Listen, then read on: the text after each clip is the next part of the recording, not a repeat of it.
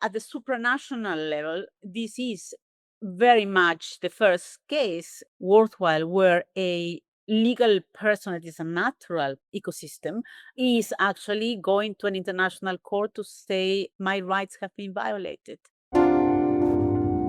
No one can act with impunity. These are crimes that are beyond the pale. We are talking about human beings. We're not talking about numbers. We need a court. That's as simple as that. This is Asymmetrical Haircuts, your international justice podcast with Janet Anderson and Stephanie van den Berg. All rise. Hi, Steph. Hi, Janet. Now, we did an Eco-Files series sometime last year, I think it was, discussing climate justice at the international courts. And of course, we've also covered the recent advisory opinion by the International Court of Justice. But during that series, we did also ask what was happening at the local level in several places. And we looked particularly at Ukraine and how there were efforts to get accountability for climate disasters there. And today we turn once again to a specific country, in this case Spain, which is home to the largest permanent saltwater lagoon in Europe called Mar Menor. I'm sure we're going to hear more about the detail of Mar Menor, but what caught my eye was that this ecosystem is the first one to be granted legal personhood in Europe, which happened in 2022. And as you know, journalists can't resist always an est, the first or the biggest or the longest. And this is the first system that is going to be represented at the European Court of Human Rights. So we have a lot to unpack, but we're going to start with bringing in our guest, who is Monica Feria-Tinta, who is counsel for Mar Menor at the European Court of Human Rights. Monica is a barrister practicing in public international law and international arbitration at 20 Essex Chambers in the UK. Hi, Monica. Hello. Thank you for having me. So, Monica, can you take us to Spain and to Mar Menor, your client, and describe where it is and what it is, in fact? Well, as you mentioned, this is a coastal salt water, which actually has a huge historical value to start with. Historically, it's been regarded by Phoenicians and Arab populations as an area of importance. And it is really a large, shallow coastal lagoon in Murcia, and it's separated from the Mediterranean, but it is basically next to it. It's very calm, it's warm, there is a lot of important fauna and flora. Families love it. It's unfortunately, it has been suffering a great deal of ecological stress recently, but it is a significant ecological area. And in fact, I just want to emphasize that it was designed as a Ramsar site. So, water is a big issue, very important for the world. And particularly this type of huge water areas attract a ecosystem for birds and other creatures that actually identify that as a place to live. So it is quite a special client, I can say. And so we've understand it's historically significant. It's important for biodiversity. It's got fish. It's got water birds. It has economical and ecological value. But why does it need to have legal personhood? And how did it get this legal personhood? Yeah, so the communities in Murcia realized that the degradation of the ecological condition of the lagoon was worsening dramatically. And this was really very serious. At points, fish were appearing on the shores completely dead and dying. And there are some pictures that, when you look at them, are extremely telling. And there is a process really where a lot of nitrates and phosphorus have entered the lagoon to a point where oxygen is almost disappearing. And that means that the lagoon is dying. And this has entailed the death of all the living organisms that rely on the lagoon. And It's at that point that a major initiative starts in 2021. You see, around the area, there's been a lot of illegal desalination enterprises that have been dumping waste into this water body. And also, there's a lot of agricultural runoff. So there's a lot of pollution that has ended up in the lagoon. And this has created this massive ecological crisis. That is what moved people, including professors from Murcia University, who took the initiative to guide this process up to the point where it was believed that to have legislation that could acknowledge legal personhood to the lagoon could be the best way to have the rights of the lagoon respected, the right to be alive to start with. I get how important this lake is for local people, and I also get why a law faculty might have come up with this very useful idea of legal personhood, but I'm not sure what difference it really makes. I mean, what does it mean that the lake can now do that it wouldn't be able to do otherwise? Well, I mean, imagine this.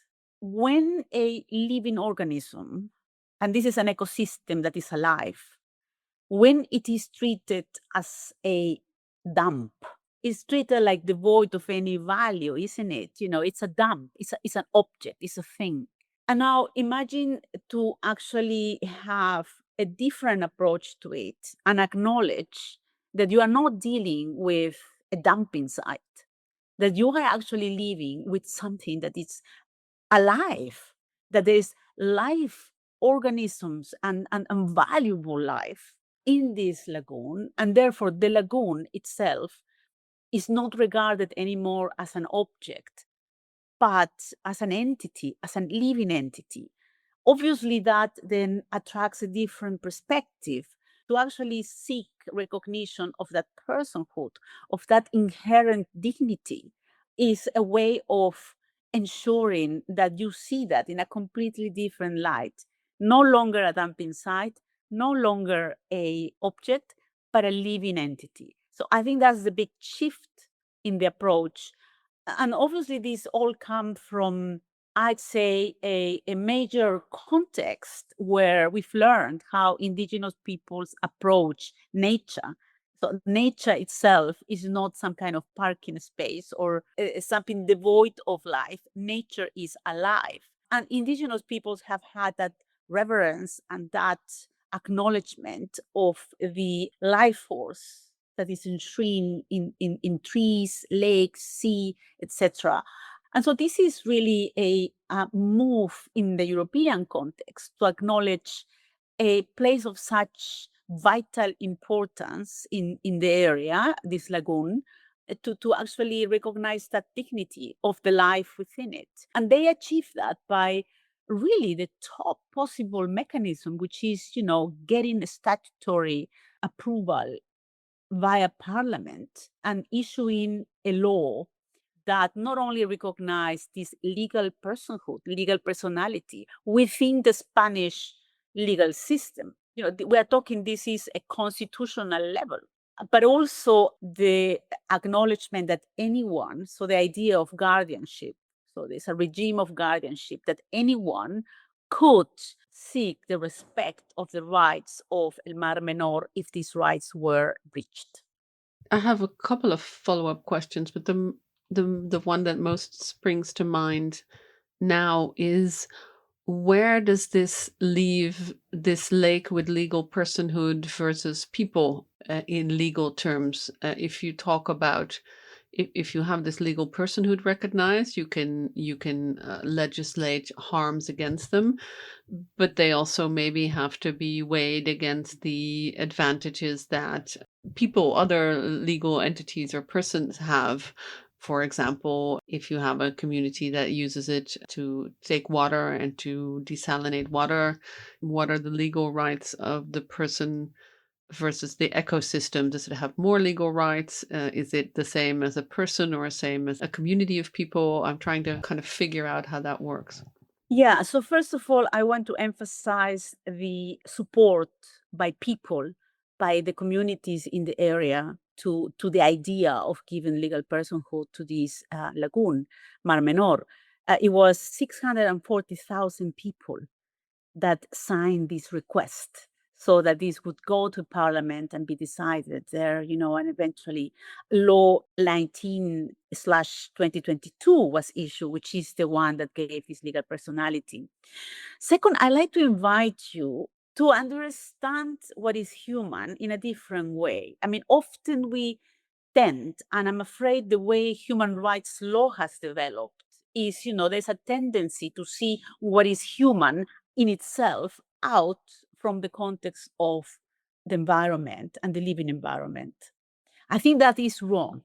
Let's consider what is to be human. In my approach of what is to be human, we have to consider how we have developed as a species. And we have developed as a species within nature.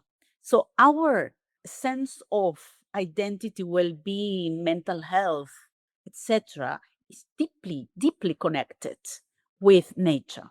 And I work about over 20 years in human rights, and I know that for good, that's the case when it comes to human beings. So from the moment that we had human rights instruments that separated the human from nature to where we are now, where we have had a number of very important developments in human rights courts, where there is at present a understanding that you cannot protect humans without protecting the environment.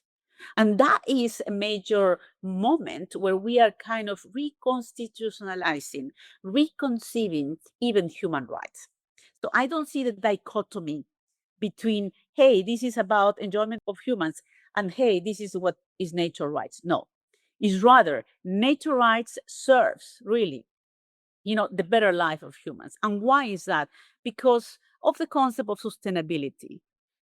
So you were putting the example of desalinization. Well, but it's about a huge amount of illegal businesses. So these are not regulated businesses. These are not businesses that got the permission of the correct entities. It's just dumping waste on a lake. So the law obviously needs to regulate that. Now, it may regulate that in the normal way, just by this kind of non-ecocentric approaches, but it may actually take a different view. And this is the case here, which is, no, we want to know from the perspective of the lagoon, what are the limits to do certain things? And I think that ecocentric perspective is the important shift. Absolutely. And I didn't mean to kind of, with this example, suggest that it is one way or the other. My question was more in a very practical way. You are the legal guardian of a lake in a court. Is that like being the legal guardian of a minor? Or does the lake have kind of more clout than one human person in a way, because it represents a whole ecosystem? Just very legally, in that sense, how do the courts deal with the personhood of the lake in Spain? Procedurally, for example, in this case, this is how the case came about. They started investigating this type of harm by dumping all these substances in the water. And they started a case called El Topillo. This case actually has about 38 businesses that are being investigated and charged for illegal practices dumping this pollution in the Mar Menor. And also it has gone far to even develop cases against authorities that, in a way, turn the blind eye to these irregularities. And, these are criminal prosecutions, what is taking place. So it's a massive case, but it was divided. And one of the first things that happened was that one of the preliminary initial steps that was taken in one of the lower investigative courts, the magistrates invited a number of NGOs to actually act on behalf of the victim of the crime being Mar Menor. And this is how my client, Amarme, was contacted. Unfortunately, what happened from that point on is that they were denied by the audiencia, so by the tribunal, the right to actually procedurally represent the lagoon. And this contradicts the fact that the lagoon has the right, in its own right, procedural right, to appear and make submissions in front of the court. So this is this denial, if you want, of participation is what has triggered now the application before the European Court of Human Rights. Because why is it important? Let's say that this is complied with from the perspective of the lagoon, is that what is being discussed in this case basically is the effects, the harm on the lagoon. So it's very important to understand that ecological perspective, the extent of the harm, also for reparation purposes, because this is one of the elements, if you want, as a civil party, that has to be considered. So this is how the whole European Court of Human Rights case was initiated, because of this denial of justice, because there is this denial of recourse to a court by Mar Menor. I just have one more technical question about this before we kind of move on to the bigger picture ones. There is a law that grants personhood to Mar Menor. Is that in Spanish just the law for Mar Menor, or is it a general law that allows for ecosystems to get personhood? Or is this specifically tailor-made for this situation? No, this is a specific law. Is not that the constitution, has changed in Spain. It is a law that is specifically about Mar Menor. Yes. Okay, so just to take this a little bit wider, now I know Mar Menor is the first ecosystem to have personhood in Europe, but it isn't the first one in the whole world. There is a trend, let's say, to establish the rights of nature. And there have been cases in Ecuador, Bolivia, and Colombia, and some big decisions, I think, in places like New Zealand and Canada. Can you try and help situate this Mar Menor case in amongst those other developments for us, Monica? Well, let's distinguish really what, there has been different ways how natural entities are being recognized as subject of rights. I'd say that perhaps the most developed way of having done that is really via the constitutionalization of this right. So nature having rights. So this is an ecological constitution where, it's not centered on just the rights of humans, but it is conceived as also granting inherent rights to nature. That's the only case in the world is the Ecuadorian constitution. But we have had some specific instances where some rivers and some other natural elements have been recognized as a subject of rights, but via judicial developments or maybe by councils that have issued specific ordinances within their own district. And there are different degrees of acknowledgement, because there may be, for example, acknowledgement of inherent substantive rights, but it may not be that there's procedural right to actually act in court or appear in court directly. But we have had in Colombia with the River Atrato a court that even gave, the river that right, the right of procedural standing in court, basically. So there has been, as I see, different attempts. Some of them are more developed than others. But I think that beyond the Ecuadorian example, the example of the Mar Menor is quite advanced, because not only we are talking about the acknowledgement of substantive inherent rights, but also very clear guardianship system that has the capacity to represent the lagoon in court, and the lagoon being able, having access to procedural rights directly as a person, as a legal person. So this acknowledgement that you are a legal person in a system, it's quite a very, I'd say, advanced by comparison to some of the other examples that you have mentioned. This looking at nature as being subject of rights it's not new. It is deeply, deeply rooted in indigenous people's thinking, including the New Zealand example that you mentioned, the Canadian example that you mentioned as well.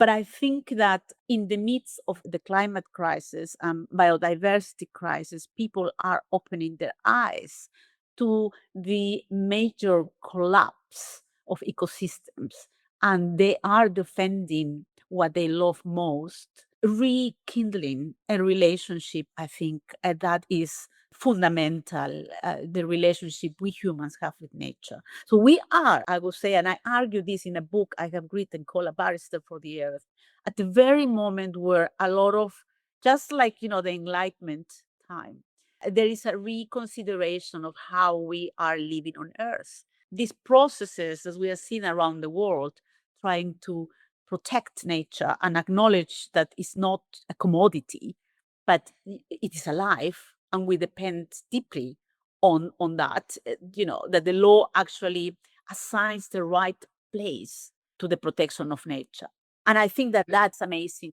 to see this happening all around the world. And you sketched out a bit of the different cases and what different courts make of this. But am I to understand that there are not that many rulings in kind of the bigger regional courts or the semi-international courts like the ECHR or the Inter-American Court about this personhood? Not in a contentious context, but let me say that the Inter-American system has delivered just an advisory opinion in the context of climate that is extremely groundbreaking when it comes to rights of nature. So they were analyzing obligations of the states in the context of climate change. But what the court said clearly is that states have the obligation to protect nature and acknowledge rights of nature.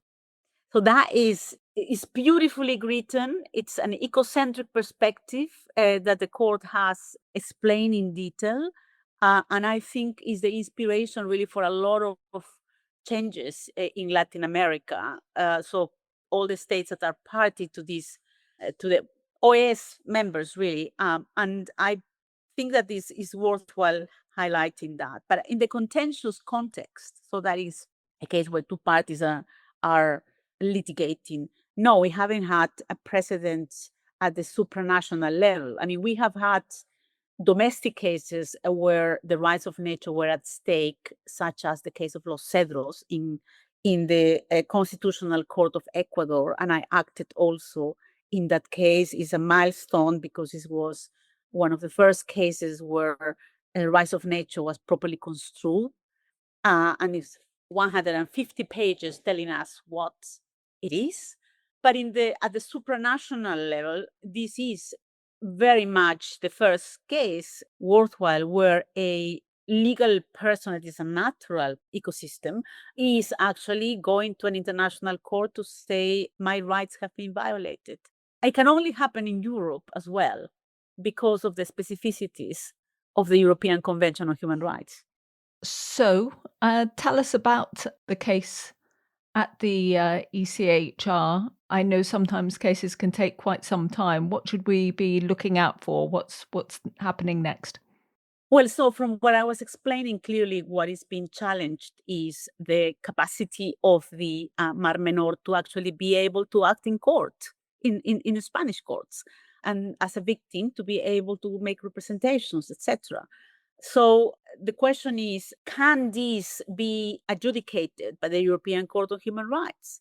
Certainly, remedies in Spain have been exhausted. So the Lagoon has now gone to Strasbourg. And the first big question is looking at the convention, what do we see in Europe? And this is unique. It's only, the European Convention on Human Rights that has been interpreted in this way. But Article 1 of the European Convention on Human Rights states that states have the obligation to ensure the rights enshrined in the convention to every person within its jurisdiction.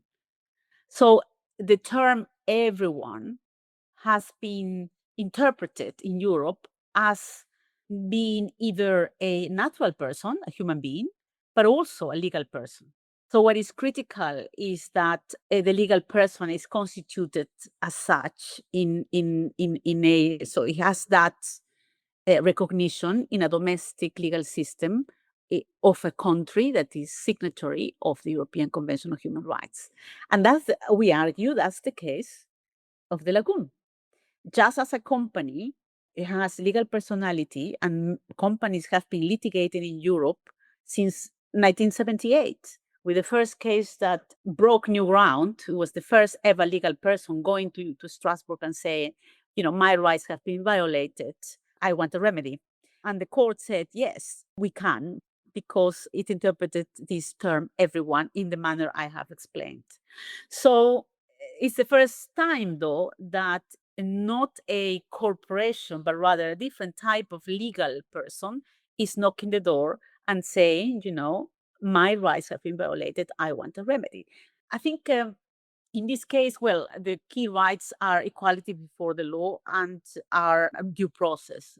The fair trial has been violated to the detriment of the Mar Menor. So this is really, really a absolute, it's a fascinating case, but at the same time, I think it is a very simple case, and it is, you cannot pick and choose which legal persons you are going to allow to Strasbourg. If you have given that right to companies, then you ought to give that to any legal person, including a lagoon, like in the case of Mar Menor. And what bit of the procedure are we in at Strasbourg? Are we having hearings? Have you had hearings? And is the court deliberating? What stage of the legal proceedings? At what point should we start paying attention to a possibility of a ruling? Well, no, the case has just started this year. So there is going to be still some time until we have a hearing. But I believe that this case is going to set an extremely important precedent. There is quite key aspects of the case that are novel, and the court will have to grapple with those issues. And for me, it's an honor to be acting for Mar Menor to advance these important issues of equality. We have lived in a world for too long where even companies are more important than human beings. And we have been living a level of destruction of the natural world that is unprecedented. And so issues of justice, ecological justice, are extremely important, and to make sure that the legal systems respond to that. So I am very excited about this, and I think that the Mar Menor deserves justice. Monica, we always wrap up the podcast with a few questions, the first of which is there anything that you wanted to say to us that we haven't given you the chance to say? I kind of imagine that you've just wrapped it up yourself with the level of excitement that you've just expressed there, but maybe there's something else you would like to say to us.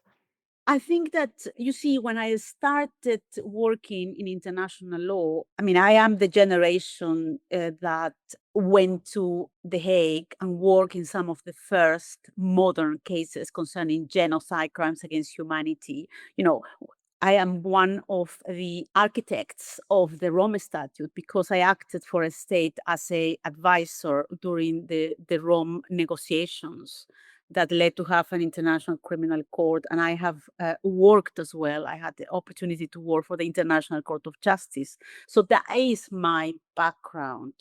And I think that this young generation that was contributed to issues of international justice during the 90s, 2000s onwards, these were very important developments and very important jurisprudence coming out of that. But I think that it is quite important to realize that we have been faced with such critical issues, such as the collapse of our ecosystems worthwhile and the climate, that I feel part and my knowledge, is being contributing to ensuring that the earth and life on earth is viable, and that the natural world, it doesn't disappear and collapse. So I think that these are the critical questions of our time. And so for the young audience, for the young lawyers that may be listening to this podcast, I think, you see, some years ago, these ideas behind this case, for example, would have been considered marginal or perhaps curious. And I know that not long ago, there were very few of us that were advancing them. But what I can see is this appetite of the younger generations for getting involved in these ecological battles. And I think also at the most elemental level of our own minds, our own legal minds, things are shifting. We are understanding the law differently. We are pushing the boundaries of how we understood the law before. And this is coming just, we are seeing the Convention on the Law of the Sea being now understood differently. We are seeing a human rights treaties being interpreted differently. We are seeing a customary international law being interpreted differently. I mean, the ICJ just came from delivering a major advisory opinion where we are talking about principles of jus cogens, obligations, erga omnes being treated in a way that acknowledges all this crisis. So I see a great moment right now for young lawyers to become acquainted with these new perspectives and contribute actively to the law. So yeah, if this conversation can inspire a bit of that, I'm very glad. And I invite them to read my book, A Barrister for the Earth, which in a way encapsulates some of these battles for inspiration and for hope. You talked a little bit there about your beginning and your work as a young lawyer. One of the new asymmetrical haircuts questions that I devised after asking everybody what their favorite legal case was and getting a lot of the same cases is I was asking about the oddest paid job you had, and it can be in the legal profession or it can be something that you did as an odd job. Or something that maybe led you to go down the path of international law. Let me give you something personal. So perhaps, something that has marked me and somehow influenced the way I have developed my career and my international law expertise. You see, sometimes we tend to think that international lawyers evolved, in a context that is really separate from the everyday, that is some kind of very straightforward paths. You study in a top university in the world, you do internships in the UN, The Hague, whatever. You land a wonderful job and you do amazing cases. I think that for some people that may be true. But I think, in my view, those international lawyers that have shaken and contributed the most to the system of law have been people that have experienced deep historical events in their own times. And that has happened from Grotius, who was really a refugee, and when he conceived war and peace and wrote about that, he experienced these things, to other lawyers that have experienced also extreme, I would say, events. And we have had judges even sitting at the ICJ that lived through the Holocaust. And I personally feel part of that, trend, I could say, because I survived also a civil war. So I have come very close. I've been witnessing, if you want, I've been feeling from very close all the major issues of our times, from atrocities to suffering, what is to be a refugee.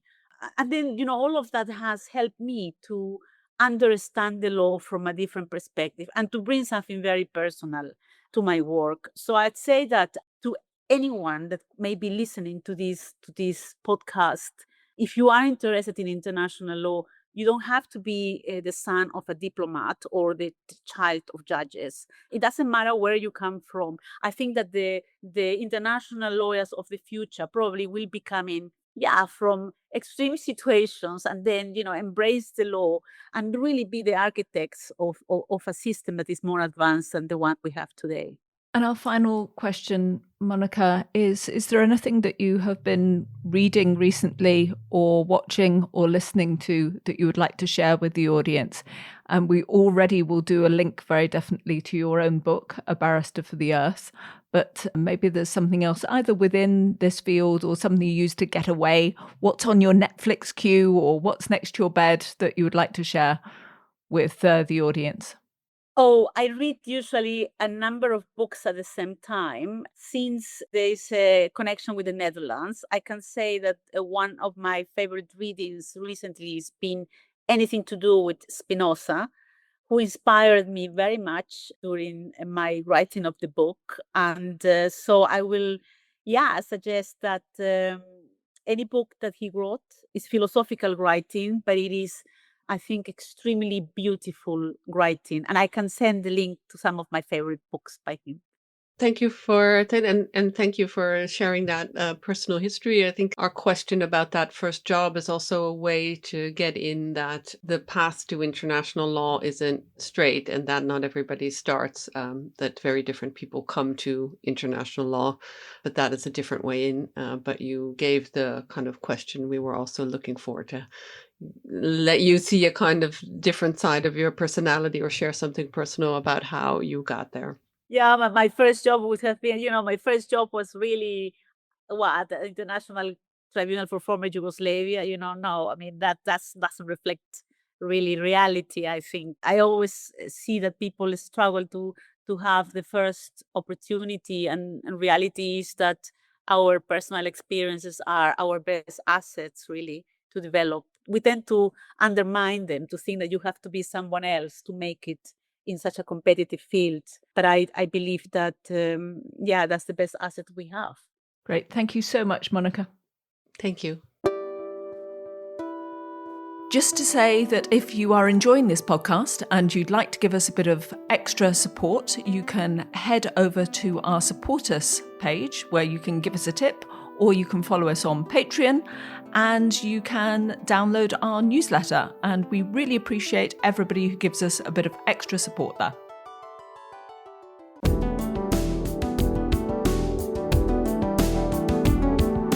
This was Asymmetrical Haircuts, your international justice podcast, created and presented by Janet Anderson and Stephanie van den Berg, in partnership with the Hague Humanity Hub.